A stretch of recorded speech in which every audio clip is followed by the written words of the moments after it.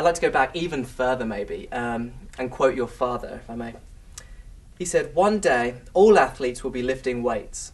They laugh at us now, but every sport can be improved with strength, skill, and flexibility." Now, obviously, that sort of thinking is commonplace. In fact, you'd be crazy to think anything else now. But back then, that was revolutionary. That wasn't the norm. How would your dad feel seeing players like Rafa Nadal and Tiger Woods who have transformed their sport, you know, through their physicality?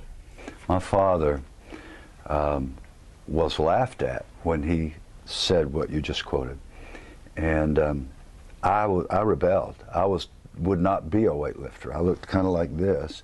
Now, I didn't look like this when I played in the NFL, because once I realized that I needed to pump iron, I did it, and I got him to help me learn how to do it.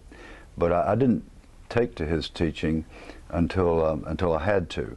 But he lived until October of 2007, and he just loved watching A-Rod and watching Tiger.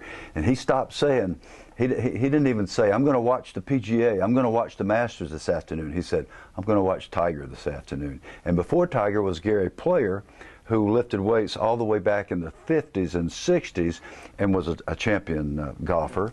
So Dad had some people who agreed with him early on, but to answer your question, he thoroughly enjoyed seeing his predictions come true.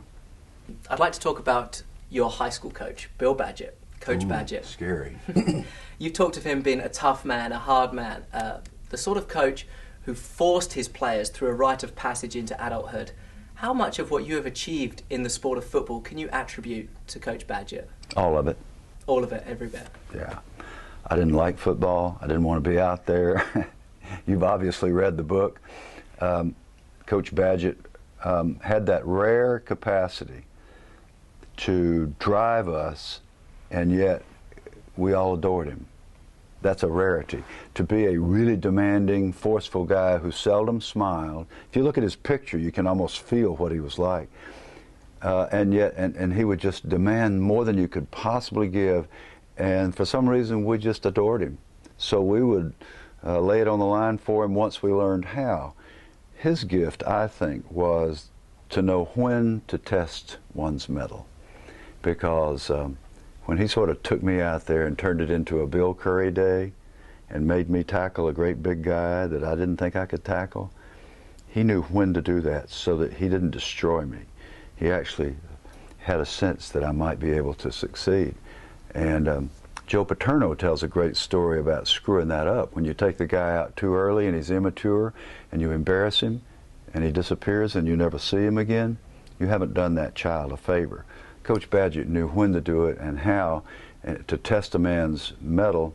Even if you're a 14-year-old chubby 5'3" little man, he made me do things that I didn't think I could do in tackling and blocking, and the next thing I knew, I was part of the team.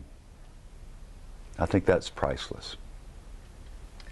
You've written a lot about a former teammate of yours and a friend of yours, Bart Starr, but rather than focusing on his achievements on the field, which have been numerous, you've focused always on his friendliness, on the way that he treated teammates and the way he treated the fans and all the people around him.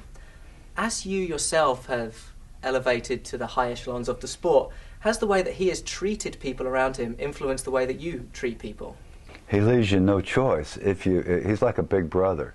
And if you love and admire Bart, and if you played with him, you can't help but admire him. Even if you're just interested in records, he's still the only quarterback in the history of the game to win 5 world championships. They didn't start calling it Super Bowl until after the '66 season. Well, the first 2 of those he won and was MVP.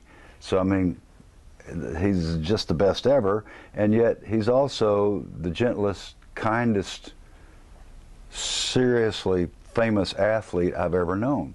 I've never seen him turn a child away, ever. I've never seen him turn a punk away. I'm talking rude, drunk, walk up and stuff things in his face. He'll smile, introduce his wife, introduce me, my wife, sign the guy's autograph. I just want to punch the guy out. And Bart's nice to him. And that's how you're supposed to treat people.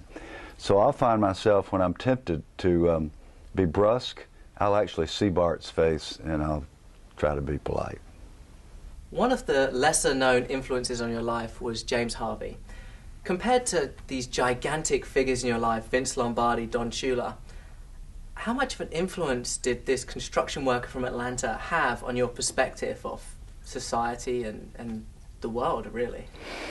Eventually, he had every bit as much as any of them. But I didn't know what I was seeing at the time. I just knew I'd been marked. I knew I had seen something magic and courageous. First of all, I couldn't believe that I was expected to work for a black person. It was the racist South. We told racial jokes. We thought they were okay. They were not okay. We thought it was okay for people to live segregated. It was not okay. It was a nightmare. Still is. Racism, sexism, homophobic behavior, all is a nightmare. We didn't get it. We didn't understand. It was 1959. And I show up for work, and the foreman is an African-American guy. We didn't know African-American. There were other words that were used that were just awful. But there he was, and he was big, and he was strong, and he was 33 years old, and I was 16. So you couldn't help liking him. He was likable. He had massive chest and arms, and took care of these two white kids. My buddy Bob Scruggs was also working on this construction site out in Chamblee.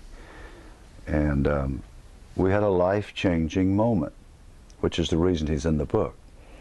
There were a bunch of carpenters out there, good old boys from the country, with their hammers and their long hair and their red man and their pickups and their rebel flags. And there was a water bucket with a ladle. It was the only one where we were doing some framing, and James and Bob and I were carrying the 2x4s and the joists and things for the carpenters. And one of the guys turned to James and said, "Hey boy, get me some water." Well, there was only one person out there that would not have been allowed to use the water bucket, and it was the one he had just called boy.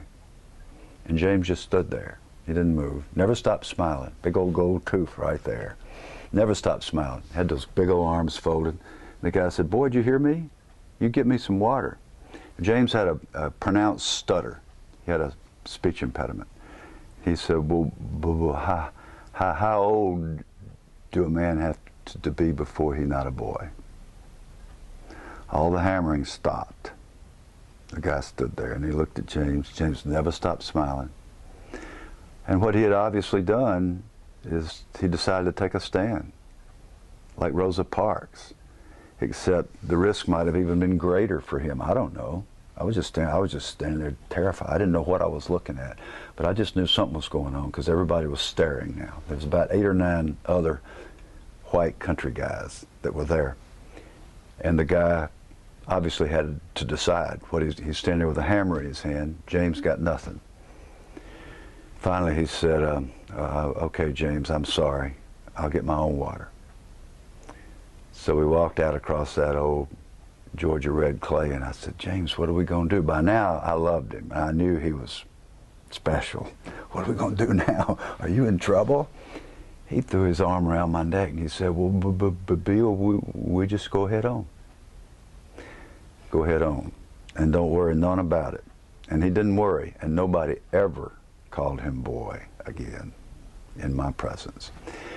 And like I said, I didn't know quite what I had seen, but I knew it was special. And I'm not sure that I could have responded to Willie Davis, the great captain of the Green Bay Packers, years later, if James had not intervened in my life when I was just a kid.